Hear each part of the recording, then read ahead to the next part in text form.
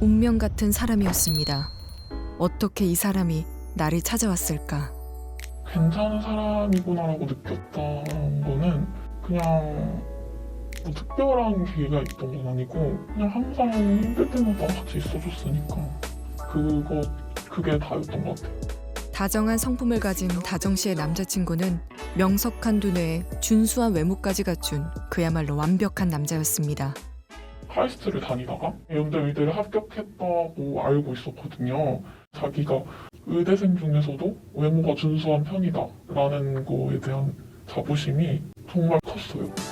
명문대 의대를 졸업하고 내년이면 레지던트가 되는 그와 미래도 약속했습니다.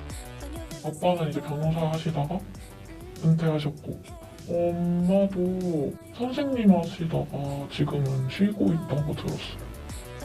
다정 씨가 남자친구와 행복한 미래를 꿈꾸던 그 무렵 완벽한 남자와의 로맨스를 막 시작한 여자가 또 있었습니다. 미팅을 하게 돼서 만났는데 그 사람 되게 외모도 괜찮고 말도 되게 잘하고 자기가 카이스트를 다녔었는데 거기서 편입을 준비했다, 연대 의대로. 되게 말도 잘 통하고 되게 좋았었거든요. 남자친구는 교제를 망설일 이유가 없는 그야말로 완벽한 남자였다고 합니다. 이 질병의 정의는 뭐야? 이렇게 가끔 이렇게 물어봤어요. 그러니까 1초의 망설임도 없이 그냥 그걸 따다다다다 이렇게 말해요.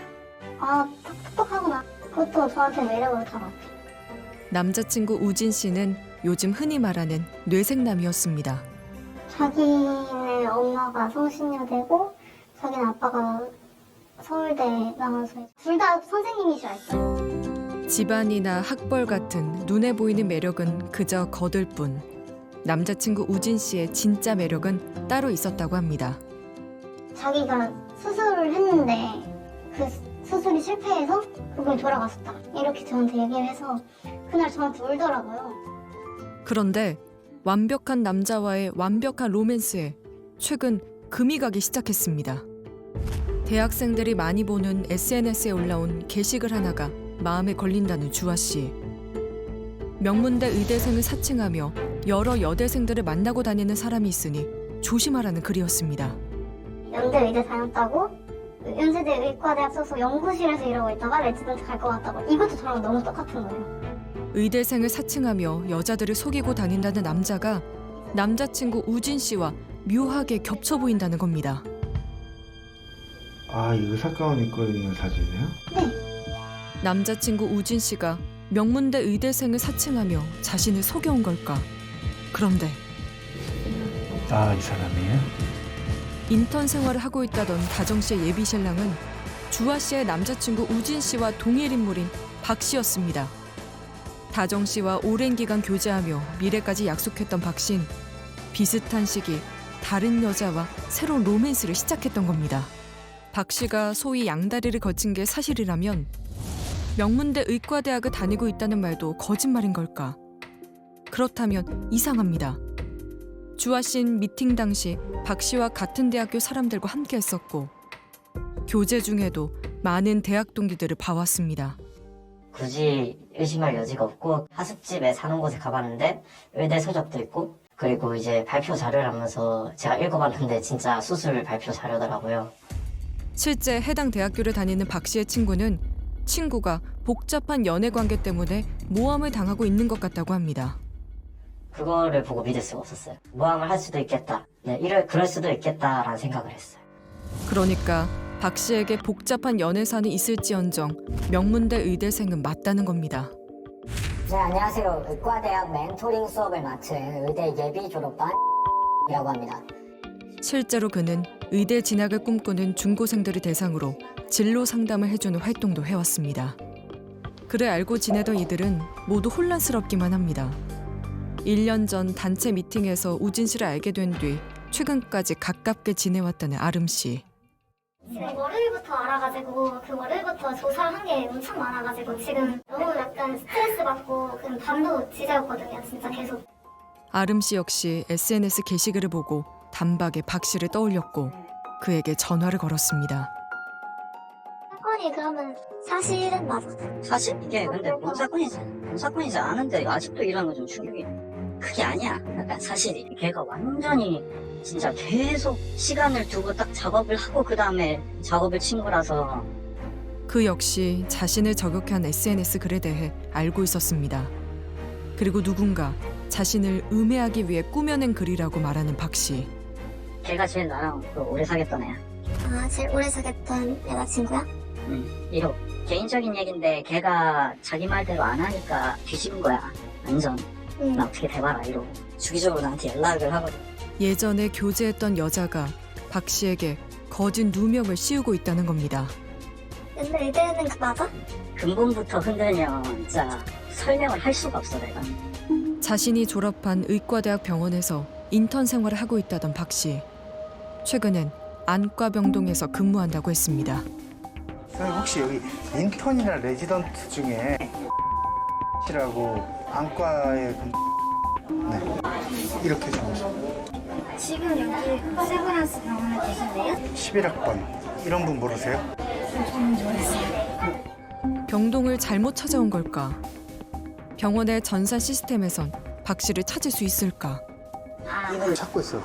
안과에 선생님? 네. 여기 안과에 없어요. 치명이 없어요. 무슨 착오가 있는 걸까? 분명 의심할 나위 없는 의대생이라고 했습니다. 같은 대학교를 다니는 학생들도 하숙집 주인도 한 번도 의심하지 않았습니다. 여기 하숙하는 사람 중에 기억나세요? 걔가 볼 수 없이 맨날 바쁘고 밥 먹으러도 뭐 자주 안 내려오고 하니까 병원 일이 바빠 하숙집 밥을 통 먹지 못했다는 박 씨. 의대생이 아니라고 하는 얘기가 있어서 원래 의사 아니에요? 걔가?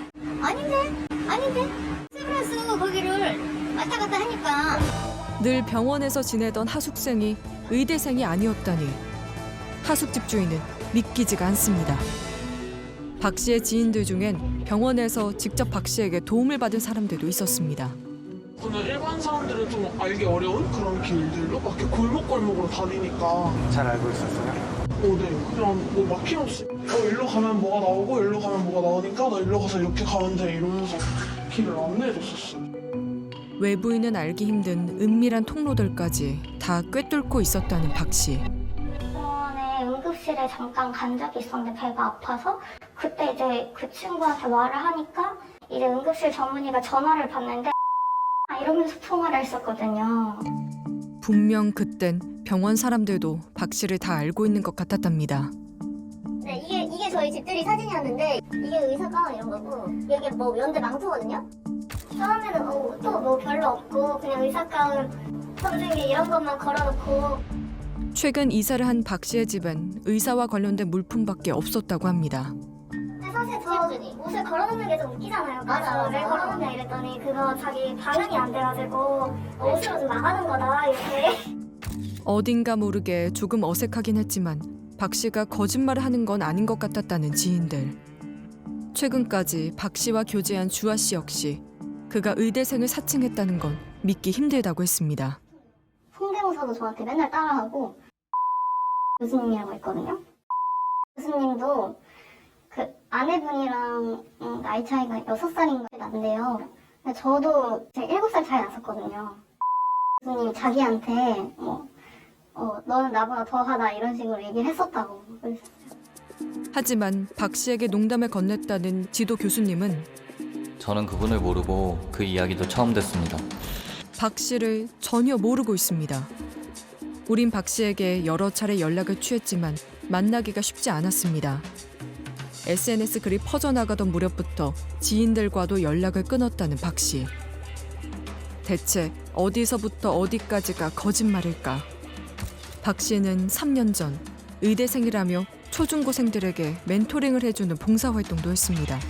그런데 굉장히 많은 여자 멘토들이 이제 이 사람으로 인해서 저희 단체 활동도 안 하게 되고 연락도 끊기고 이렇게 해서 저희는 이제 몰랐죠. 그냥 개인적인 사정이 있나 보다 했는데 내용은 너무 많은데 강제로 키스를 하는 거, 강제로 껴안는 거 이런 것들.